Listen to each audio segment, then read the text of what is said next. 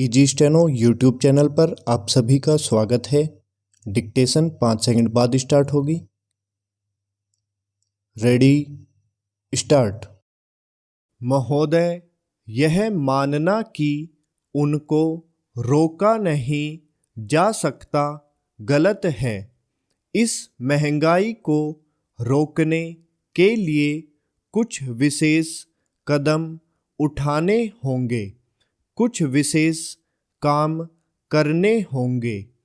एक विशेष चीज जो इस बजट में आई है और जो घबराहट पैदा करने वाली है, यह है कि देश की पैदावार तो बढ़ रही है, देश का विकास तो हो रहा है, लेकिन इसके साथ ही साथ देश में बेकारी बढ़ रही है और खासतौर पर पढ़े लिखे लोगों की बेकारी बढ़ रही है।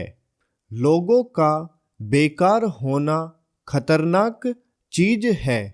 हमारी स्वतंत्रता के बाद शायद यह पहला अवसर है जब हमारी स्वतंत्रता के ऊपर एक आघात हुआ है और हम जिस प्रकार अपनी स्वतंत्रता की प्राप्ति के समय अपना सर्वस्व बलिदान करने के लिए तैयार थे, उसी प्रकार इस समय भी हमें तैयार होना होगा।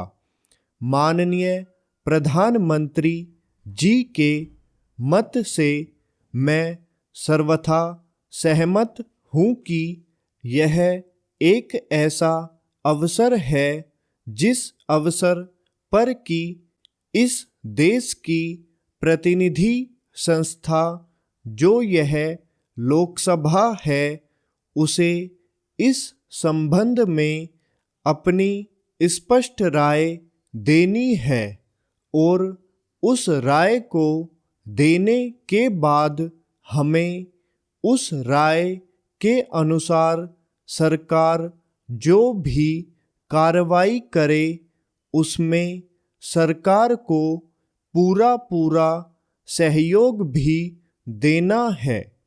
प्रजातंत्र में प्रजा के पूर्ण सहयोग के बिना काम नहीं चल सकता, चाहे वह कोई काम हो, छोटा काम हो या बड़ा काम हो। फिर यह तो हमारी स्वतंत्रता की रक्षा का प्रश्न है और ऐसे अवसर पर प्रजातंत्रवादी राष्ट्र को उसकी सारी प्रजा को सरकार के साथ सहयोग के लिए तैयार रहना चाहिए।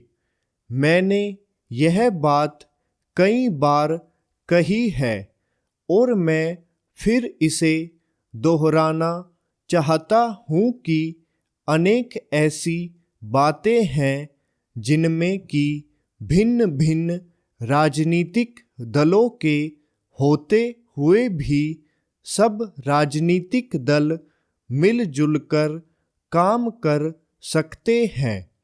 यह एक ठीक इसी प्रकार का अवसर है।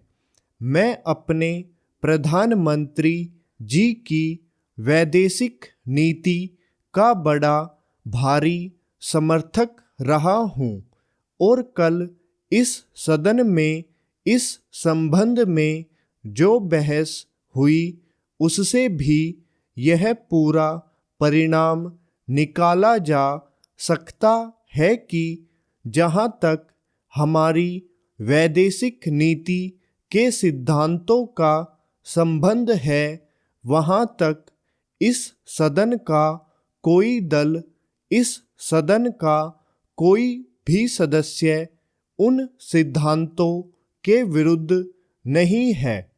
कल मैंने बड़े ध्यान से अपने साम्यवादी दल के नेता का भाषण सुना। उन्होंने यह कहा कि मूल प्रश्न हमारी मूल नीति के समर्थन का है। स्टॉप।